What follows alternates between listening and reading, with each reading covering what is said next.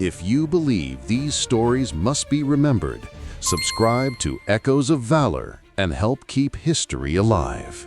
At 6010, Hill 700 looked nothing like a battlefield. The canopy glowed a soft gold as the sun began to burn through the morning haze, and thin mist clung to the tops of the palms like a veil. But to the men of the 37th Infantry Division, the hill was a death trap suspended above the jungle. Every path to the ridge was carved with shallow foxholes, splintered tree trunks, and the scars of weeks-long exchanges with an invisible enemy. Patrols moved in tight formations, helmets low, rifles angled upward, because no one feared the ground. They feared the canopy. That was where the shots came from. Sharp, sudden cracks that seemed to materialize out of the leaves, always aimed at someone exposed for just a moment too long. The man stepping into this world with deliberate calm was Staff Sergeant James Hartman, a former Ohio hunter known in his battalion for doing the impossible with a Springfield M1903.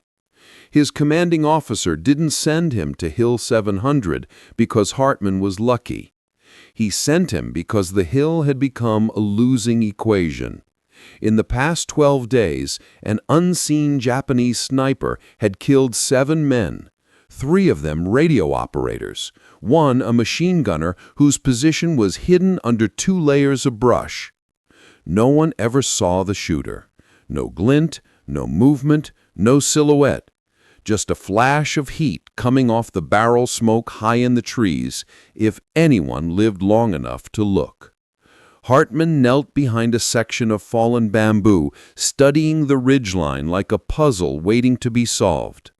Somewhere up there, behind branches, vines, and layers of shadows, was a single marksman who had turned an entire slope of Bougainville into his own private hunting ground. And Hartman had come to end his streak, no matter how long it took. By 7:20, the canopy above Hill 700 had thickened into a shifting mosaic of shadows, a place where sunlight fractured into 100 broken beams. It was beautiful from a distance, an emerald crown over the island, but for the soldiers below, it was a ceiling of death. Every rustle of leaves, every sway of a branch, every speck of falling debris could be the precursor to another precise, unfathomably fast shot from the unseen Japanese sniper who ruled the treetops. Troops whispered about him the way men talk about storms, not with fear, but with resignation. He had struck at dawn, at noon, at dusk, never twice from the same place. Scouts swore he moved across the upper limbs the way a cat walks across rafters, silent and weightless. The canopy, untouched by the chaos happening below, had become his fortress.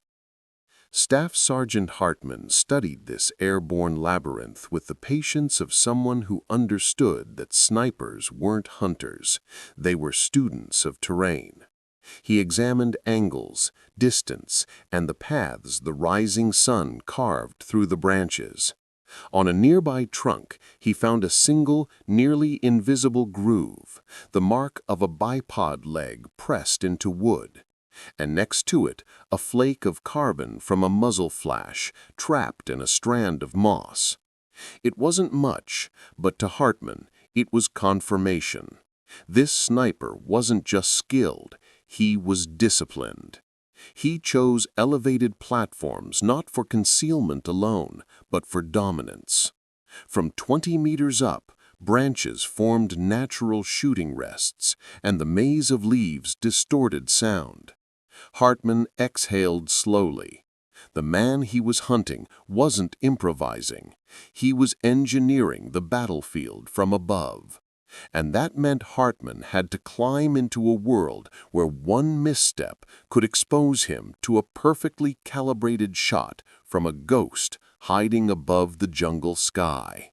At 4:53, the jungle around Hill 700 existed in that fragile, blue-tinted quiet that comes only in the final minutes before sunrise. The air was cold enough to sting the lungs, and the mist clung low to the ground in slow, coiling drifts. Hartman moved through the darkness with deliberate care, every step placed between roots and leaves, as if the earth itself might betray him with a single crack. This was the hour when most soldiers clung to whatever warmth they could find, when patrols were at their weakest, and when snipers, good snipers, made their most decisive moves. He knew the enemy marksman understood the psychology of dawn. Men were groggy, watchfulness dipped, and silhouettes were easiest to catch when they stretched and rose. So Hartman didn't wait for the sun. He hunted in the narrow slice of night when even mistakes felt muffled.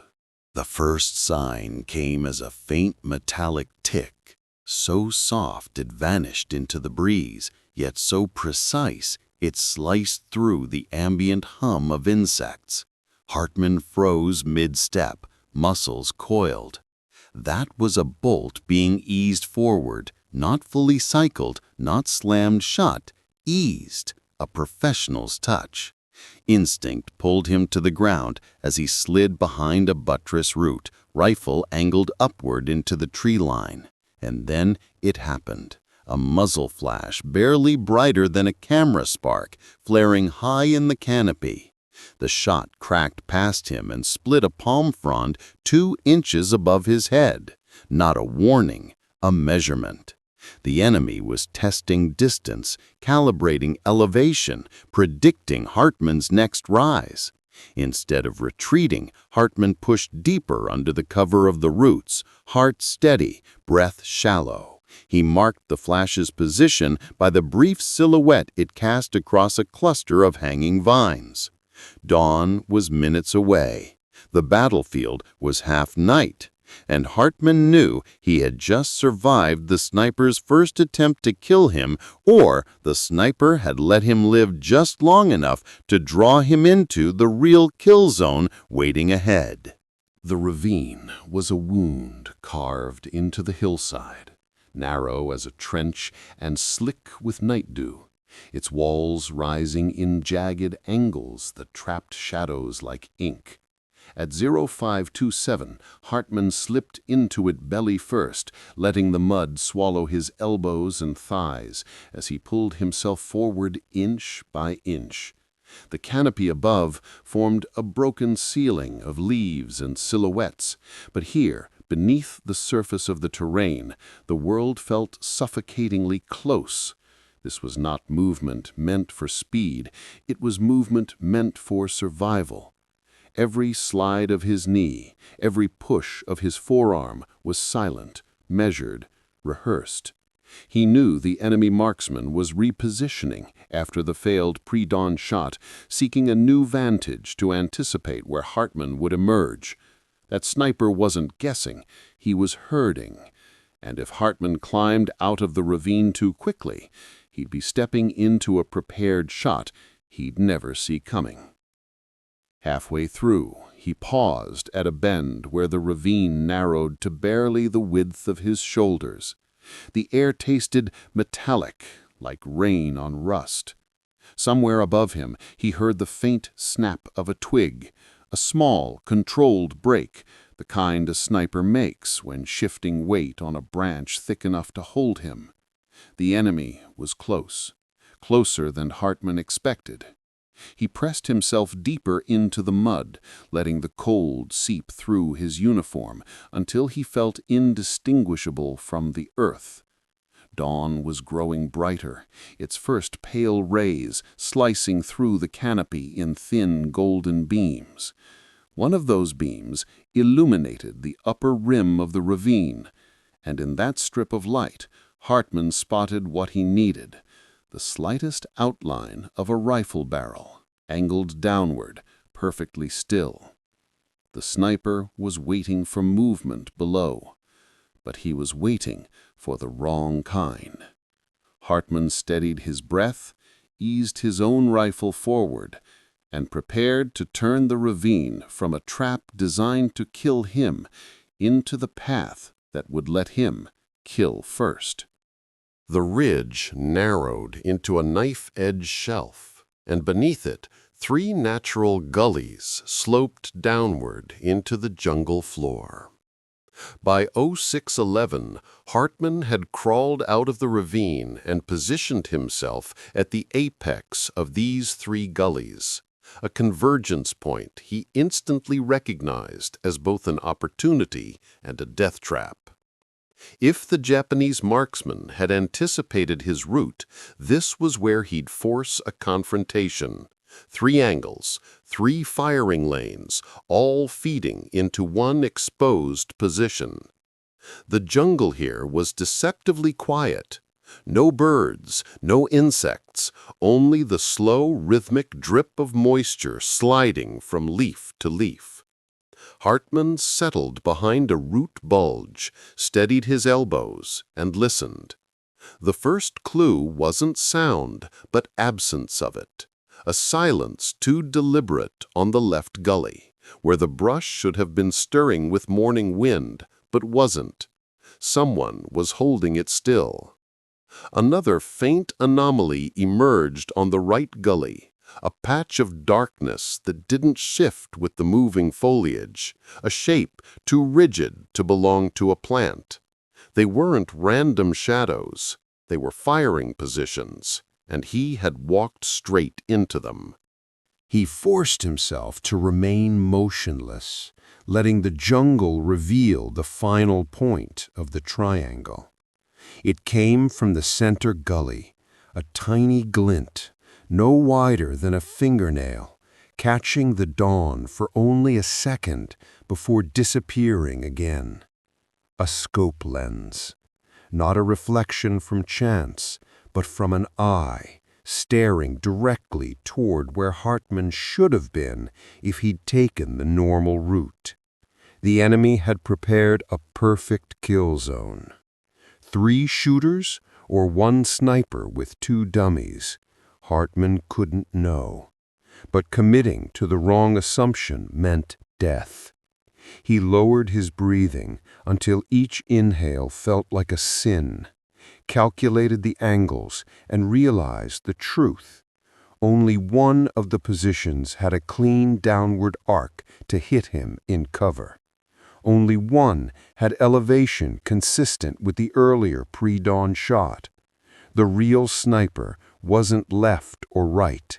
He was dead center, and he was about to fire. Hartman exhaled, angled his rifle to the precise depression point, and tightened his grip. Whoever held the other end of that scope had already decided this ridge would be his grave. Hartman intended to return the favor. The shot came first, not Hartman's, but the enemy's. A single razor-clean crack that sliced through the treetops and punched into the root bulge inches from his jaw. Bark exploded across his face, stinging like gravel. The sniper had fired the moment Hartman shifted his weight, proving he hadn't been fooled by the decoys in the side gullies. This was no opportunistic marksman. This was a hunter who understood terrain with the same instinctive precision Hartman relied on. The ridge seemed to inhale sharply after the shot, the jungle pulling itself inward as if bracing for the kill. Hartman rolled left, dragging his rifle close, and let gravity pull him into the thin shelf of mud just below his position. The second shot arrived a heartbeat later, so perfectly placed that if he had hesitated even a fraction, it would have taken him through the throat. The timing, the angle, the correction. The enemy wasn't guessing. He was reading Hartman's movements like a man who had studied his quarry for hours. But something had shifted. The sniper had fired 2 shots in rapid sequence, fast enough to reveal his location through the subtle tremor of disturbed snow and the faint echo pattern against the ridge wall. Hartman froze, counting the delay, mapping the reverb, building a mental triangulation with the precision of a surgeon. There, 90 feet upslope, tucked behind a split cedar trunk, with just enough elevation to fire downward into every possible escape route. The perfect nest. Hartman steadied his breath, ignoring the warm line of blood trailing from a cut on his cheek.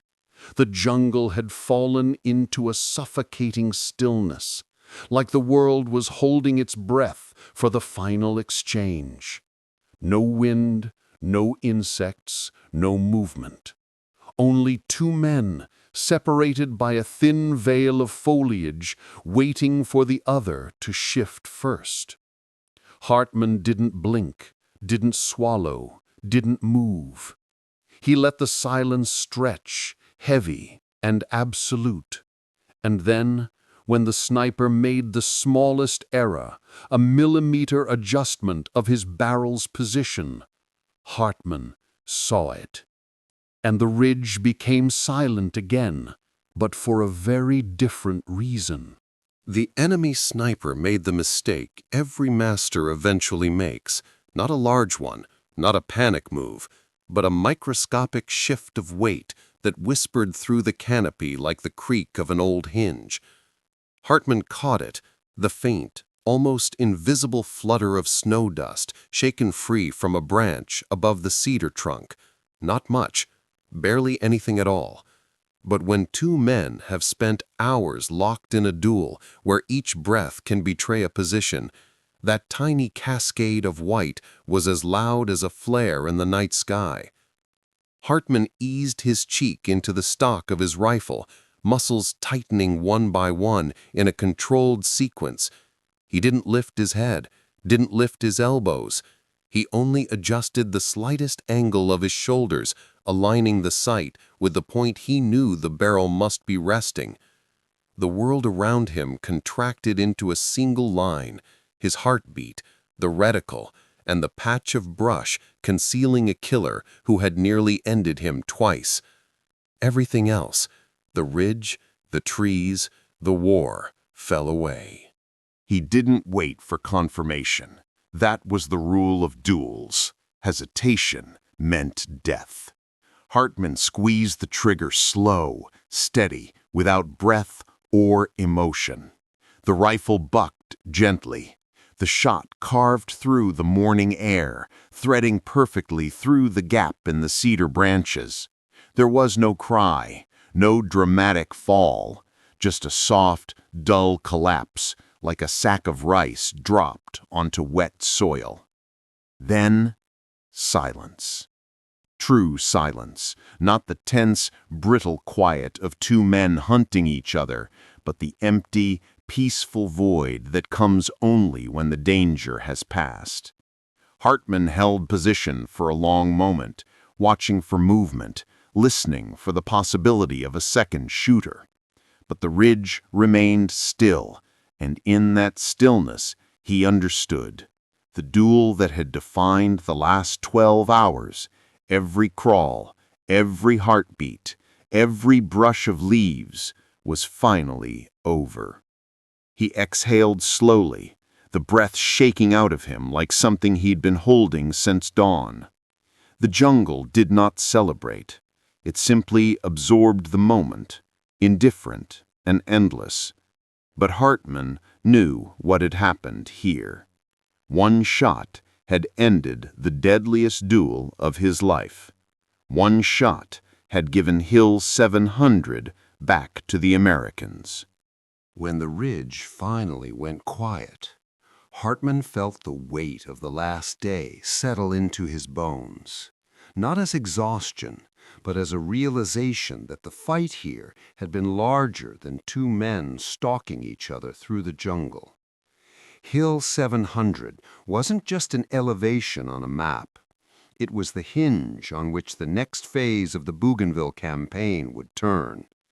From the crest, the Japanese had been directing mortar fire, spotting American troop movements, and probing for weaknesses in the defensive perimeter. A single sniper, positioned high in the canopy, had stalled entire platoons, pinned medics, and forced officers to reroute every patrol around the kill zone. Removing him wasn't a duel for pride. It was restoring the ability of Hartmann's regiment to breathe, to move, to fight. As the morning fog thinned, Hartmann stood slowly and scanned the slope below. Men from his unit were advancing again. Radio chatter resumed. The hill, once frozen under the threat of a single rifle, began to pulse with life. By noon, the engineers had already begun establishing observation posts, stringing communication wire, and reinforcing fighting positions previously unreachable under sniper fire. Officers walked the ridge with fresh confidence, marking targets deeper in the jungle where the Japanese still held ground. The narrative of the battle, stuck for days in a stalemate, shifted in a matter of hours. And somewhere in the middle of it, Hartmann found a moment of stillness. Not triumph, not relief, just understanding. He realized that no report would ever fully capture what had happened here. The crawl through the ravine, the hours of silence, the invisible threat above the canopy. His name might appear in a footnote, or not at all, yet the outcome would ripple far beyond him. Hill 700 would hold, the perimeter would stand, and from this patch of earth, wet, muddy, scarred by rifle fire, the American advance would continue. In the vast machinery of the Pacific War, a single duel between two unseen marksmen had quietly altered the momentum of a campaign. Hartmann picked up his rifle, tightened the sling, and moved on. The hill no longer needed him. The war still did.